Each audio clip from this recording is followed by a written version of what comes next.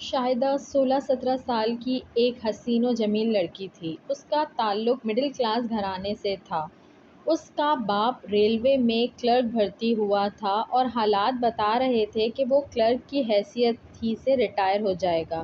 اس کا تعلق ان مردوں میں ہوتا تھا جو حالات کی چکی میں پس پس کر جمالیاتی حسن کو خیر بات کہہ چکے ہوتے ہیں اور ہر کام مشینی انداز میں کرتے رہتے ہیں۔ غصہ اور چڑچڑا پن ان کی شخصیت کا حصہ بن جاتے ہیں۔ ایسے لوگوں کی موجودگی ان کے ساتھ رہنے والوں کو ہر وقت ایک ذہنی اذیت سے دوچار رکھتی ہے۔ وہ خود پر سختی اور بدمزاجی کا ایسا خول چڑھا لیتے ہیں کہ لوگ ان سے کسی بھی قسم کی باتیں کرنے سے گریزاں رہتے ہیں۔ شاہدہ کا باپ سخت طبیعت کا ضرور تھا مگر گھریلو معاملات میں دلچسپی لیتا تھا۔ جو کچھ کماتا تھا بیوی کے ہاتھ پر لا کر رکھ دیتا تھا۔ اسے بیوی اور بیٹی سے محبت تو بہت تھی مگر وہ اظہار نہیں کرتا تھا۔ شاہدہ نے جب یہ کہا کہ وہ میٹرک کے بعد اپنی تعلیم جاری رکھے گی تو اس نے دفتر سے قرض لے کر کالج میں اس کا داخلہ بھی کروا دیا تھا۔ شاہدہ کی ماں بھی اپنے کام سے کام رکھتی اور شوہر سے دوسری بیویوں کی طرح گھل مل کر نہیں رہتی تھی۔ اس کی ایک وجہ یہ بھی تھی کہ وہ اس سے زیادہ باتیں کرنا پسند نہیں کرتا تھا اور اپنے کام سے کام رکھتا تھا۔ اس کے اس نامناسب رویے کی وجہ سے اس کے آفس کے حالات تھے جہاں بہت زیادہ ملازموں کی وجہ سے ترقی کے آثار معدوم تھے۔ سالوں ہو گئے تھے اور ابھی تک اس کی پروموشن کے دور دور تک آثار نہیں تھے۔ اخراجات بڑھتے جا رہے تھے اور تنخواہ وہیں کی وہیں تھی۔ باپ کے رویے کی وجہ سے شاہدہ بھی اس سے بات کرتے ہوئے جھجکتی تھی اور وہ گھر میں ہوتا تو وہ سر پہ دوپٹہ ڈالے خاموشی سے کسی کام میں لگی رہتی۔ شاہدہ کو اپنی غربت اور کمائیگی کا بہت احساس تھا۔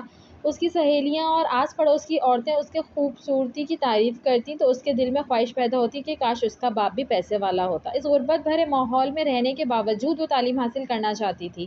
اس کی بھی ایک وجہ تھی۔ وہ دوسری لڑکیوں کو دفتروں اور مختلف اداروں میں کام کرتا دیکھتی، اسے ان کے ٹھاٹ باٹ نظر آتے۔ وہ اونچی ہیل کی سینڈل پہنے کھٹ کھٹ چلتی اور گٹ پٹ انگلش بولتی تو وہ اس کے دل میں یہ خواہش پیدا ہوتی کہ اسے بھی ایسا ہی بننا ہے۔ وہ کسی پر ظاہر تو نہیں کرتی تھی مگر یہ حقیقت تھی کہ وہ اس احساس کمتری کا شکار ہو گئی تھی۔ اسے اپنی غربت، اپنا ماحول اور ذرا ذرا سی چیزوں کے لیے ترسنا بالکل اچھا نہیں لگتا تھا۔ اس نے جیب خرچ سے پیسے بچا بچا کر ایک موبائل بھی خرید لیا تھا۔ یہ موبائل نہایت چھوٹا سا تھا، فنکشن بھی کچھ نہیں تھے، نمبر ملا کر کسی سے بات کر لو یا پھر FM ریڈیو سن لو۔ اس کے لیے یہ بھی غنیمت تھا۔ اس نے اپنا نمبر اپنی چند گہری سہیلیوں کو بھی دے دیا تھا۔ محلے میں اس کی ایک بچپن کی سہیلی بھی تھی، اس کا نام فرخندہ تھا۔ دونوں ساتھ ہی کھیل کود کر بڑی ہوئی تھیں۔ فرخندہ کا باپ نہیں تھا اور ماں نے ایک دھاگا بنانے کی فیکٹری میں نوکری کر کے اسے پالا تھا۔ میٹرک کرنے کے بعد وہ بچوں کے ایک اسکول میں بطور ٹیچر بھرتی ہو گئی تھیں۔ کچھ ماہ پہلے اس کی ماں اچانک بیمار ہو کر چل بسی تھی اور اب وہ اس دنیا میں بالکل تنہا تھی۔ اپنی اپنی مصروفیت کے باوجود دونوں اب بھی وقت نکال کر کبھی کبھی ایک دوسرے سے مل لیا کرتی تھیں۔ آج بھی وہ عید کی کچھ شاپنگ کرنے مارکیٹ گئی تھیں۔ شاپنگ کر کے وہ گھر لوٹی تو ماں نے اسے کھانا نکال کر دیا۔ وہ ابھی کھانے سے فارغ بھی نہیں ہوئی تھی کہ موبائل پر ایک اجنبی نمبر سے کال آئی۔ وہ سوچ میں پڑ گئی کہ اٹینڈ کرے کہ نہ کرے۔ اس نے بات نہیں کی۔ کھانا کھا کر وہ تھوڑی دیر آرام کرنے کے لیے بستر پر لیٹ گئی۔ تھوڑی دیر بعد اسی نمبر سے پھر کال آئی۔ اس مرتبہ اس نے ادھر ادھر دیکھتے ہوئے اوکے کا بٹن دبا دیا۔ دوسری طرف سے کسی نے نہایت نرمی اور مہذب انداز میں کہا، شاہدہ پلیز میری بات سنے بغیر فون بند نہیں کرنا۔ اس نے جلدی سے فون بند کر دیا۔ اس کا دل دھک دھک کر رہا تھا۔ وہ اتنی خوفزدہ ہو گئی تھی کہ اس نے فون کو ہی آف کر دیا۔ فون کرنے والے کا لہجہ رہ رہ کر اس کے ذہن میں گونج رہا تھا۔ وہ حیران تھی کہ وہ کون تھا جسے اس کا نام بھی معلوم تھا۔ اس کی تو آج تک کسی لڑکے سے بات چیت بھی نہیں ہوئی تھی، نہ اپنوں میں نہ غیروں میں۔ پھر اس لڑکے کو اس کا نمبر کیسے ملا؟ اس کے پاس ان سوالوں کے جوابات نہیں تھے۔ وہ کب تک فون بند رکھتی؟ رات کو کسی سہیلی سے بات کرنے کے لیے اس نے موبائل آن کر لیا۔ پھر اس نے بات ختم کی ہی تھی کہ اسی نمبر سے پھر فون آ گیا۔ اس نے سوچا کہ کال اٹینڈ کر لے مگر اس کی ہمت نہ ہوئی۔ اسے اپنی کئی سہیلیاں یاد آئیں۔ گھر والوں سے چھپ کر ان کی بھی لڑکوں سے دوستی تھی اور سب کی سب ان دوستیوں پر بہت خوش تھیں۔ شاہدہ کے ذہن میں یہ بات آئی کہ وہ سب لڑکیاں بولڈ تھیں۔ اس خیال کا آنا تھا کہ اس نے بھی بولڈ بن جانے کا فیصلہ کر لیا۔ اس نے یہ بھی سوچا کہ کون سا وہ اسے فون پر کھا جائے گا۔ معلوم تو کرنا چاہیے حضرت کون ہیں اور کتنے پانی میں ہیں اور کیا چاہتے ہیں۔ اس نے کال اٹینڈ کر لی۔ اس کے بعد یہ سلسلہ چل پڑا۔ 2-3 دنوں میں ہی اسے پتہ چل گیا کہ اس کا نام ناصر ہے اور اس نے شاہدہ کو کسی مارکیٹ میں دیکھا تھا۔ شاہدہ کے ذہن میں یہ بات آ ہی نہ سکی کہ اس سے پوچھے کہ اسے اس کا موبائل نمبر کیسے پتہ چلا۔ اس نے یہ بھی بتایا کہ وہ ایک امیر باپ کا بیٹا ہے اور اس کے کاروبار میں ہاتھ بٹاتا ہے۔ اس نے جب اسے پہلی مرتبہ دیکھا تھا تو وہ اسے اتنی اچھی لگی کہ اس نے سوچا کہ اسی سے شادی کرے گا۔ شادی کی خواہش کوئی بری بات نہیں تھی، شاہدہ نے اس بات کا برا نہیں بنایا، مگر اپنے لیے اس نے ایک بڑی عقل کی بات کر دی۔ شادی بیاہ کوئی گڈا گڑیا کا کھیل نہیں ہے، میں نے کون سا آپ کو دیکھا ہے جو آپ سے شادی کر لوں۔ اس کے کہنے کی دیر تھی، اگلے روز وہ اس کے کالج پہنچ گیا۔ اس کی چھٹی سے کچھ دیر پہلے اسے فون آ گیا، میں کالج کے گیٹ کے سامنے بلیک کلر کی گاڑی میں بیٹھا ہوں اور دعا کر رہا ہوں کہ تمہیں پسند آ جاؤں۔ نہ پسند آیا تو پھر میرے سامنے خودکشی کے سوا کوئی راستہ نہیں ہوگا۔ میں سچ کہہ رہا ہوں، کہو تو قسم کھا لوں۔ شاہدہ سناٹے میں آ گئی۔ وہ اتنی اہم تھی کہ کوئی اس کے لیے خودکشی کرنے پر بھی تیار ہو سکتا ہے۔ اس کی ایک کلاس فیلو قریب آ گئی تھی، اس نے مزید کچھ کہے فون بند کر دیا۔ چھٹی کے بعد وہ گیٹ سے باہر نکلی، سامنے ہی وہ کار میں بیٹھا نظر آ گیا۔ وہ اسے پہچانتا تھا، اسے دیکھ کر مسکرایا اور گاڑی کے دروازہ کھول کر باہر آ گیا۔ اسے دیکھ کر وہ بہت حیران ہوئی۔ وہ نہایت صاف رنگ کا، لمبے قد کا ایک اسمارٹ لڑکا تھا۔ اس کے بال اس کی پیشانی پر بکھرے ہوئے تھے، گلے میں ڈھیلی ڈھالی ٹائی جھول رہی تھی اور جسم پر موجود سوٹ خاصا قیمتی دکھائی دیتا تھا۔ وہ مسکراتے ہوئے اسے دیکھ رہا تھا۔ اس کا دل زور زور سے دھڑکنے لگا۔ وہ گھبرا کر جلدی سے کالج کی بس میں چڑھ گئی اور اپنی سیٹ پر بیٹھ گئی۔ اس نے چور نظروں سے اپنے ارد گرد دیکھا، کوئی لڑکی بھی اس کی طرف متوجہ نہیں تھی، ان کی اکثریت اپنے موبائل پر متوجہ تھی۔ اس نے کھڑکی سے باہر دیکھا، وہ ابھی تک وہیں کھڑا تھا۔ ناصر اسے بے حد پسند آیا تھا۔ اس کے بات کرنے کا انداز بہت دلکش تھا۔ وہ اتنی نرمی اور اپنائیت سے بات کرتا تھا کہ جی چاہتا تھا کہ وہ بولتا رہے اور شاہدہ سنتی رہے۔ اس نے اپنی کئی سہیلیوں کے بوائے فرینڈز کی موبائل میں تصویریں دیکھی تھیں، پر خوبصورتی میں وہ ناصر کے عشر اشیر بھی نہیں تھے۔ گھر پہنچ کر بھی وہ ناصر کے خیالوں میں ہی گم تھی۔ اس نے آئینے میں اپنی شکل دیکھی، اسے لگا کہ وہ بھی کسی سے کم نہیں ہے۔ ناصر یقیناً اس کی خوبصورتی سے مروب ہو گیا تھا۔ اس کے جدید انداز کے قیمتی کپڑے اور شاندار گاڑی بتا رہی تھی کہ وہ کسی امیر باپ کا بیٹا ہے۔ اس کے علم میں یہ بات تھی کہ امیر زادوں کی دلی خواہش ہوتی ہے کہ ان کی بیویاں کسی فلمی اداکار کی طرح حسین و جمیل اور اسمارٹ ہوں، تاکہ پارٹیوں وغیرہ میں دوسرے مردوں پر رو پڑ سکے۔ اپنی بے وقوفی اور کم فہمی کی وجہ سے شاہدہ ناصر کی خوبصورتی اور اس کی عمارت کے جال میں پھنس چکی تھی۔ اب ہر دم اسے ناصر کے فون کا انتظار رہنے لگا۔ ایک روز ناصر نے اسے تسلی دی کہ وہ کبھی اس بات سے پریشان نہ ہو کہ اس کا تعلق غریب گھرانے سے ہے۔ اس نے اسے یہ بھی یقین دلایا تھا کہ وہ بہت جلد اپنے گھر والوں کو رشتے کے لیے اس کے گھر بھیجے گا۔ شاہدہ کو یہ سن کر بہت خوشی ہوئی۔ اپنی خوشی کو چھپاتے ہوئے اس نے مصنوعی فکر مندی سے پوچھا، اگر شادی اتنی جلدی ہو گئی تو میری پڑھائی کا کیا ہوگا؟ اس کی یہ بات سن کر ناصر ہنس کر بولا، پھر تم اپنے بچوں کو پڑھانا۔ اس کی بات سن کر شاہدہ شرما گئی۔ ناصر نے پھر کہا، یقیناً تم یہ سن کر شرما گئی ہوگی، کاش میں تمہیں شرماتا ہوا دیکھ سکتا۔ دیکھو تم منع مت کرنا، میرے پاس ایک اسمارٹ فون بیکار پڑا ہے، اگر کبھی ملیں تو وہ میری طرف سے قبول کر لینا، میں اس میں نئی سم بھی ڈلوا دوں گا تاکہ تم بے فکری سے تنہائی میں اسے استعمال کر سکو۔ میرا دن تو کسی نہ کسی طرح گزر جاتا ہے، مگر رات کو تمہاری بہت یاد آتی ہے۔ اپنی کچھ تصویریں بھی مجھے بھیج دیا کرنا، جب تک شادی نہیں ہو جاتی انہیں دیکھ کر ہی دل بہلا لیا کروں گا۔ اور ہاں، شادی کے بعد تو میں کم از کم 1 ماہ تک کام پر نہیں جاؤں گا تاکہ ہر وقت تمہیں ہی دیکھتا رہوں۔ بس ایک بات سے میری ڈھارس بندھی رہتی ہے کہ تھوڑے ہی دنوں کی تو بات ہے، پھر تو ہماری شادی ہی ہو جائے گی۔ یہ اس سے اگلے روز کی بات ہے۔ وجاہت کا باپ اپنی بیوی کو لے کر ان کے گھر آ دھمکا۔ وہ شاہدہ کے باپ کا بچپن کا دوست تھا۔ اتفاق کی بات تھی کہ سالوں پہلے دونوں دوستوں کی شادیاں بھی چند روز کے فرق سے آگے پیچھے ہی ہوئی تھیں۔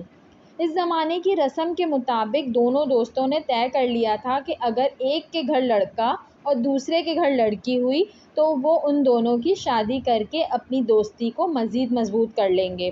اس کے دوست کے ہاں تو شادی کے پہلے سال ہی بیٹا ہو گیا تھا، مگر شاہدہ 5-6 سال بعد پیدا ہوئی تھی۔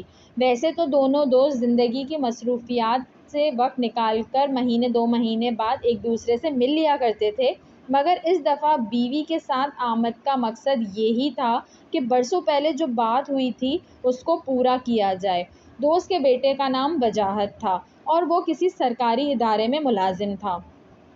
شاہدہ کا باپ اس رشتے پر نہ صرف راضی تھا بلکہ بہت خوش بھی تھا۔ اس کے علاوہ یہ بات بھی تھی کہ دونوں دوستوں نے اس کے بارے میں عہد بھی کیا ہوا تھا اور وہ عہد پورا کرنے کا وقت آ گیا تھا۔ اپنی سخت گیر طبیعت کی بنا پر اس نے گھر میں کسی سے مشورہ کرنے کی ضرورت بھی نہ سمجھی اور اپنا فیصلہ بیوی کو سنا دیا۔ شاہدہ کی شادی میرے دوست کے بیٹے وجاہت سے ہوگی۔ ماں تو سیدھی سادھی ایک مشرقی عورت تھی اور شوہر سے ڈر کر رہتی تھی۔ اس نے اس کے فیصلے پر سر جھکا دیا اور شائستہ کو باپ کے فیصلے سے آگاہ کر دیا۔ یہ خبر سن کر شائستہ پر تو جیسے قیامت ٹوٹ پڑی۔ اس نے آنکھوں میں آنسو بھر کر ماں سے اس بات پر احتجاج کیا، اپنی ادھوری پڑھائی کا بہانہ بنایا، مگر اس کی ماں نے ہاتھ کھڑے کر دیے۔ میں تیرے باپ سے اس سلسلے میں کوئی بات نہیں کر سکتی، وہ میرے پیچھے پڑ جائے گا۔ اگر تجھے کوئی اعتراض ہے تو جا کر اس سے بات کر لے۔ یہ بات بس یاد رکھنا کہ ماں باپ جو بھی کرتے ہیں اولاد کے حق میں بہتر ہی ہوتا ہے۔ اس میں اتنی ہمت کہاں تھی کہ اپنے باپ سے بات کرتی، وہ دل میں ہی غمگین ہو کر رہ گئی۔ ایک روز اس کی ماں اور باپ وجاہت کے گھر جا کر اسے دیکھ بھی آئے۔ وجاہت دونوں کو بہت پسند آیا اور یوں تابوت میں آخری کیل بھی گڑ گئی۔ شاہدہ نے فوری طور پر ناصر سے رابطہ کیا اور یہ خبر اسے سنائی اور بولی، ناصر، اگر تم کچھ کر سکتے ہو تو کر لو، اپنے گھر والوں کو ہمارے گھر بھیج دو، شاید ابا مان جائیں۔ لمحہ بھر کو تو ناصر چپ ہو گیا، پھر بولا، میری امی تو اپنی بہن سے ملنے دبئی گئی ہوئی ہیں، 2-3 مہینے وہیں رہیں گی، تو پھر میں کیا کروں؟ مجھ میں اتنی ہمت نہیں ہے کہ اپنے ابا کے سامنے زبان کھولوں۔ وہ بے بسی سے بولی۔ اس کی بات سن کر دوسری طرف خاصی دیر تک خاموشی رہی، پھر ناصر کی آواز آئی، تم شادی کرنے سے منع کر دو۔ یہ میں نہیں کر سکتی، مجھ میں اتنی ہمت نہیں ہے۔ یہ کہتے ہوئے شاہدہ کی آنکھوں میں آنسو آ گئے۔ تم میرے ابا کو نہیں جانتے، مجھے ان سے بہت ڈر لگتا ہے۔ شاہدہ، تم مجھے ٹھکرا رہی ہو، ناصر نے کسی قدر غصے سے کہا۔ اچھا ایسا کرو کہ موقع دیکھ کر مجھ سے کہیں مل لو، میری بڑی بہن صدر کے علاقے میں رہتی ہیں، ہم دونوں ان سے ملنے چلیں گے، ہو سکتا ہے کہ وہ کوئی حل نکال لیں۔ اس سے پہلے بھی ناصر نے اس سے کئی بار ملنے کو باہر کہا تھا، مگر اپنی فطری بزدلی کی وجہ سے وہ اس پر راضی نہیں ہوئی تھی۔ اس مرتبہ بھی وہ ناصر کے مطالبے کو صاف ٹال گئی۔ زیادہ بہتر یہ ہوگا کہ تم اپنی بڑی بہن کو ہمارے گھر بھیج دو تاکہ وہ رشتے کی بات چلائیں۔ شاہدہ نے دو ٹوک لہجے میں کہا، تم مجھے غصہ دلا رہی ہو۔ اس کی بات سن کر ناصر نے کہا، میں چاہتا ہوں کہ باجی تم سے ایک دفعہ مل لیں، پھر ہم آئندہ کا لائحہ عمل طے کر لیں گے۔ سوری ناصر، میں یہ نہیں کر سکتی، مجھے کالج جانے کے علاوہ کہیں اور جانے کی اجازت نہیں ہے، اس نے بے بسی سے کہا۔ اس کی بات سن کر دوسری طرف سے فون بند کر دیا گیا۔ اس کے بعد ناصر نے خود سے فون نہیں کیا۔ اس نے کئی بار اس سے رابطہ کرنے کی کوشش کی، مگر اس کی ہر دفعہ یہی رٹ ہوتی کہ وہ اس کی باجی سے ملنے کے لیے آمادہ ہو جائے۔ شاہدہ ایک سیدھی سادھی اور ڈرپوک قسم کی لڑکی تھی، وہ اس بات پر راضی نہیں ہوئی۔ 2 ہفتے بھی نہیں گزرے تھے اس کی شادی بڑی سادگی سے ہو گئی۔ شادی کے بعد بھی ناصر اس کے دل سے نہیں نکل سکا۔ اسے اس بات کا بھی افسوس ہوتا تھا کہ ناصر نے اس کی شادی کے لیے ذرا سا بھی تعاون نہیں کیا تھا۔ ماں اگر اپنی بہن سے ملنے دبئی گئی ہوئی تھیں تو وہ اپنی باجی کو ان کے گھر بھیج سکتا تھا۔ دن گزرتے رہے اور اب اس کی شادی کو ہوئے 3 ماہ بیت چکے تھے۔ اتنا عرصہ گزر جانے کے باوجود اس کے دل میں وجاہت کے لیے کوئی جگہ نہ بن سکی تھی۔ وہ نہ اس سے بات کرتی تھی اور نہ اس کو دیکھتی تھی۔ وہ کام پر چلا جاتا تو اسے ایک اطمینان کا احساس ہوتا تھا، وہ کام سے گھر آ جاتا تو اسے بے کلی سی محسوس ہونے لگتی۔ اس کے رویے سے وجاہت حیرت زدہ تو تھا، مگر اس سلسلے میں اس نے آج تک کوئی سوال جواب نہیں کیا تھا۔ اسے وجاہت سے نفرت تو نہیں تھی مگر وہ اس سے محبت بھی نہیں کرتی تھی۔ وجاہت بھی جانے کس مٹی کا بنا تھا کہ اس کی بے التفاتی اور نظر اندازی پر کوئی حرف شکایت زبان پر نہیں لاتا تھا۔ اس نے شاہدہ سے شادی اپنے باپ کے کہنے پر کی تھی۔ اسے اپنے باپ سے بے حد محبت تھی کیونکہ وہ اپنے باپ سے بالکل دوستوں کی طرح رہتا تھا۔ باپ کی خوشی کے لیے وہ گھر میں یہی ظاہر کرتا تھا کہ وہ اس سے شادی سے بہت خوش ہے۔ شاہدہ بلا شبہ حسن و جمال میں یکتا تھی۔ سر و قد، گورا رنگ، بڑی بڑی آنکھیں، مناسب دہانہ، مسکراتی تھی تو بہت پیاری لگتی تھی، ہنستی تھی تو گالوں میں گھڑے بھی پڑتے تھے جس کی وجہ سے ہنستے ہوئے اور بھی اچھی لگتی تھی۔ اس سے شادی کر کے وجاہت بہت خوش تھا۔ وہ ایک شرمیلی طبیعت کا لڑکا تھا، اس لیے شادی سے پہلے اس کی جان پہچان کسی لڑکی سے نہیں ہو سکی تھی۔ ایک تو بیوی خوبصورت اور چندے آفتاب چندے ماتاب تھی، دوسرے باپ کی پسند کی تھی۔ وجاہت بہت ہی مطمئن تھا مگر شادی کی رات کو ہی وجاہت کو اندازہ ہو گیا تھا کہ بیوی کھوئی کھوئی سی ملی ہے۔ اس نے یہ سوچ کر دل کو تسلی دی کہ گھر والوں سے دوری کی وجہ سے ایسا ہوگا۔ ہفتہ گزرا تو برف پھر بھی نہیں پگھلی۔ ایسا معلوم دیتا تھا کہ جیسے شاہدہ کو دنیا کی کسی چیز میں دلچسپی ہی نہیں ہے۔ وجاہت نے یہ بات بھی نوٹ کی کہ وہ اس کو خود سے مخاطب نہیں کرتی تھی۔ وہ کوئی بات کرتا تو جواب دے دیتی ورنہ خاموش بیٹھی رہتی۔ اس کی ماں سے اس کا رویہ البتہ دوسرا تھا۔ اس کے پاس بیٹھی ہوتی تو خود سے بھی باتیں شروع کر دیتی تھی۔ بہرحال ماں اور باپ دونوں کو بہو بہت پسند آ گئی تھی۔ وجاہت نے ماں سے بھی شاہدہ کے نامناسب رویے کے بارے میں ایک لفظ تک نہیں کہا تھا۔ وجاہت نہیں چاہتا تھا کہ شاہدہ کے بارے میں کوئی منفی بات کر کے گھر کی خوشیوں کو فکر مندیوں میں تبدیل دے۔ اسے دنیا والی چالاکیاں بھی نہیں آتی تھیں کہ وہ شاہدہ کے اس رویے کے متعلق اندازے قائم کرتا۔ تو ایک دفعہ اس پر جھنجھلاہٹ بھی طاری ہوئی اور دل چاہا کہ اس سے پوچھے کہ وہ یوں دور دور کیوں رہتی ہے، مگر ممکنہ بدمزگی کی وجہ سے وہ خاموش ہی رہا۔ ان تمام باتوں کے باوجود وہ اسے بہت اچھی لگتی تھی۔ ایک دو دفعہ اس سے اچھی لگنے والی بات کا اظہار بھی کیا مگر رد عمل میں اس کا جھکا ہوا سر اور ایک انگلی سے بستر کی چادر پر کھینچتی لکیریں دیکھنے کو ملی۔ شاہدہ کے اس رویے کو دیکھ کر اس کی ہمت ٹوٹ گئی۔ اس نے خاموشی کی راہ ساد لی۔ شاہدہ کے رویے کی وجہ سے وہ کوشش کرتا کہ زیادہ تر وقت اپنے دفتر میں ہی گزارے۔ چھٹی والے دن وہ دیر تک سوتا اور اٹھنے کے بعد دوستوں کے پاس چلا جاتا۔ اس کے بارے میں مشہور ہو گیا تھا کہ وہ دنیا کا وہ واحد شوہر ہے جو شادی کے شروع کے دنوں میں بھی دوستوں کو اتنا ٹائم دیتا ہے، ورنہ دوسرے تو ان دنوں منظر عام سے غائب ہی ہو جاتے ہیں۔ شاہدہ اپنی ماں کے گھر چلی جاتی تو وجاہت ایک عجیب طرح کی بے چینی محسوس کرتا۔ شاہدہ ماں کے گھر جاتے وقت بہت خوش نظر آتی تھی اور واپس سسرال آتے ہوئے یہ خوشی غائب ہو جاتی تھی۔ وجاہت یہ چاہتا تھا کہ وہ بس ہر وقت اس کی آنکھوں کے سامنے ہی رہے، بات کرے نہ کرے، دکھائی تو دیتی رہے۔ اس کے جانے سے اس کے دل پر ایک انکہی پسماندگی طاری ہو جاتی تھی۔ اس کی سمجھ میں نہیں آتا تھا کہ کیا کرے۔ کبھی کبھی وہ جھنجھلا بھی جاتا۔ آج وجاہت شاہدہ کو اس کی ماں کے گھر چھوڑنے آیا۔ اس کی ماں اپنے داماد سے بڑے اتفاق سے ملی اور بہت سی دعائیں دیں۔ اتنی دیر میں شاہدہ اس کے لیے چائے بنا کر لے آئی۔ وہ چائے پی کر خاموشی سے روانہ ہو گیا۔ وہ اسے چھوڑنے دروازے تک بھی نہیں آئی تھی۔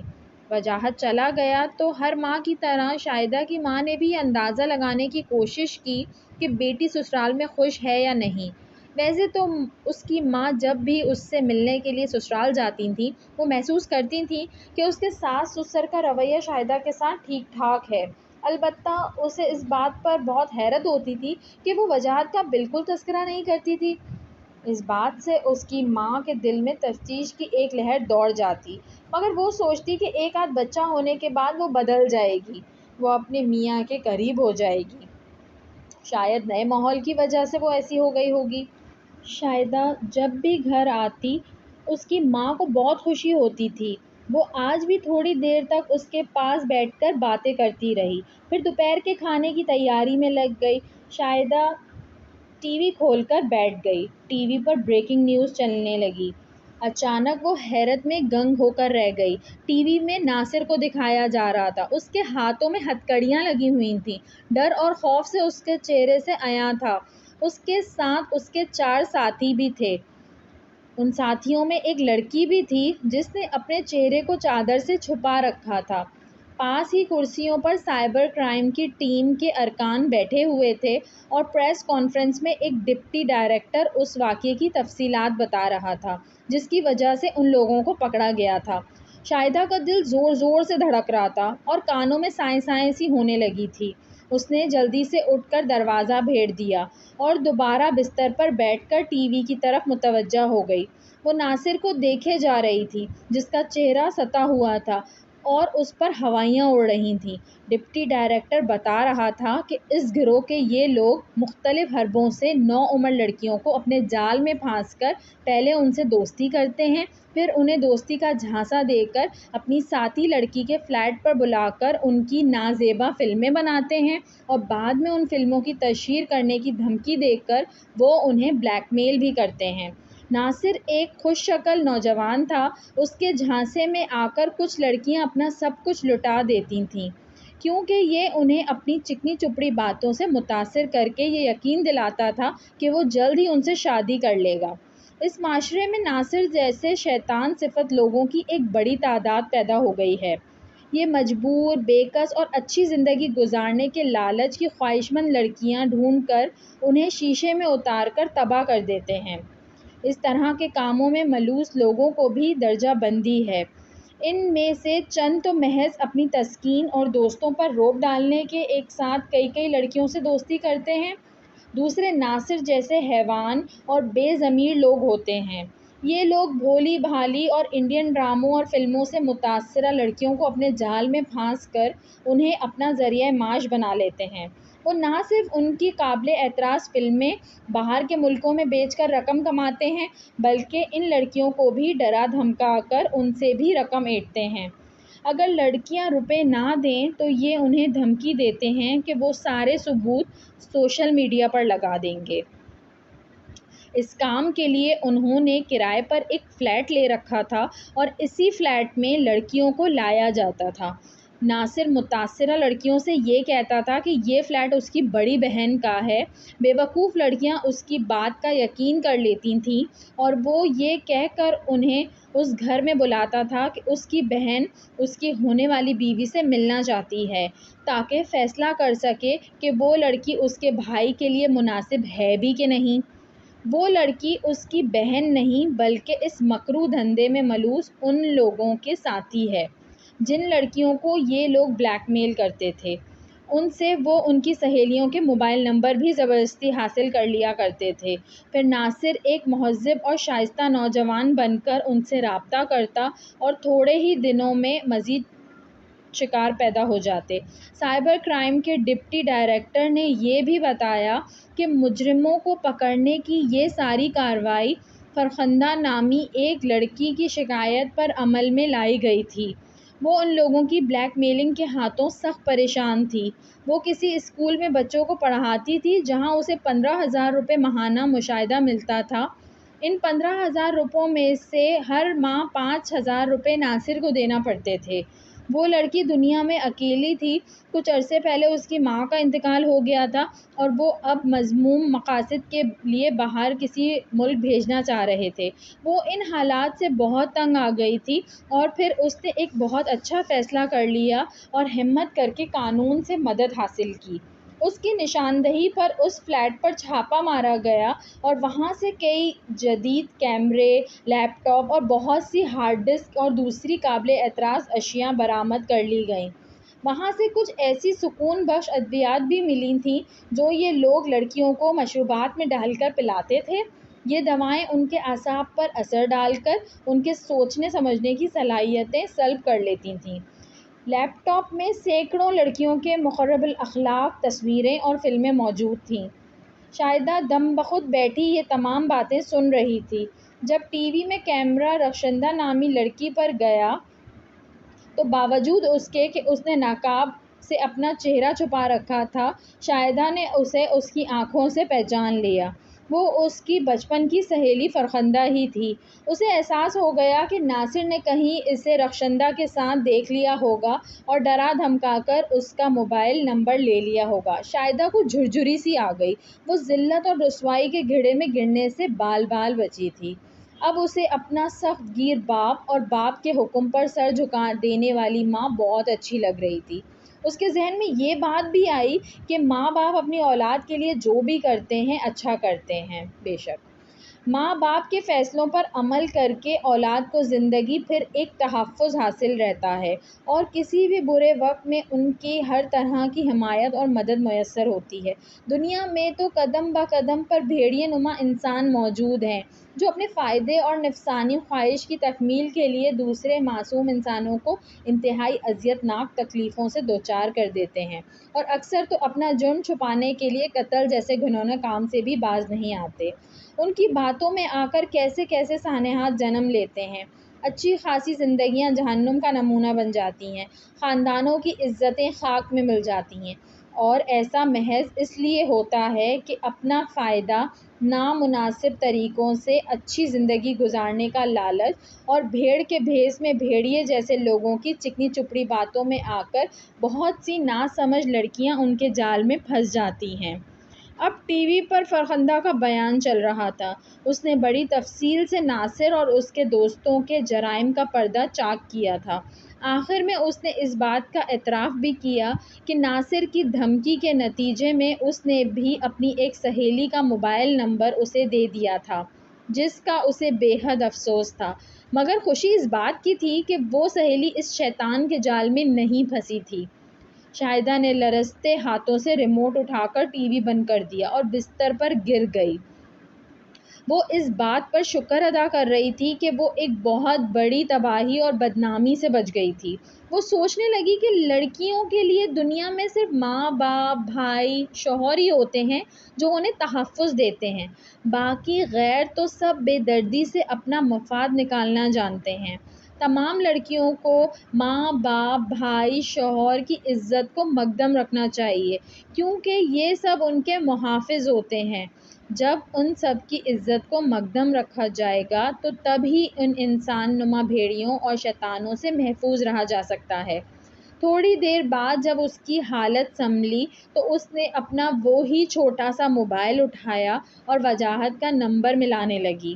نمبر ملا تو اس کے کچھ کہنے سے پہلے ہی اس کے کانوں میں وجاہت کی حیرت بھری آواز آئی، شاہدہ خیریت تو ہے؟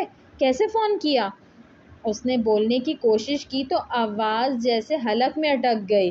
اس نے کھنکار کر گلا صاف کیا اور بولی، چھٹی کے بعد آ کر مجھے لے جائیے گا، میرا دل نہیں لگ رہا ہے، مجھے آپ، امی اور ابا بہت یاد آ رہے ہیں۔ یہ کہتے کہتے اس کی آواز بھرا گئی تھی۔ دوسری طرف چند لمحوں تک وہ خاموشی چھائی رہی، پھر اس کے کان میں وجاہت کی ایک شوخ آواز سنائی دی، بھاڑ میں جائے چھٹی، میں ابھی آ رہا ہوں۔ جی اچھا، میں تیار بیٹھی ہوں، شاہدہ نے اپنے آنسو ضبط کرتے ہوئے ایک دلفریب ہنسی کے ساتھ کہا اور فون بند کر دیا۔ اپنا سامان بیگ میں ڈالتے ہوئے وہ سوچ رہی تھی کہ اپنے ماں باپ اور شوہر کی عزتوں کا خیال رکھنے والی لڑکیوں کی زندگی کتنی قابل رشک ہوتی ہے۔ وہ شادی سے پہلے اپنے ماں باپ کے گھر میں بڑی عزت اور احترام سے وقت گزارتی ہیں اور شادی کے بعد مرتے دم تک اپنے شوہر کے گھر میں۔ وہ لڑکیاں جو اپنی عزت کے ان رکھوالوں کی قدر نہیں کرتیں، ناصر جیسے شیطان اور درندہ صفت لوگ قدم قدم پر گھات لگائے بیٹھے ہوتے ہیں۔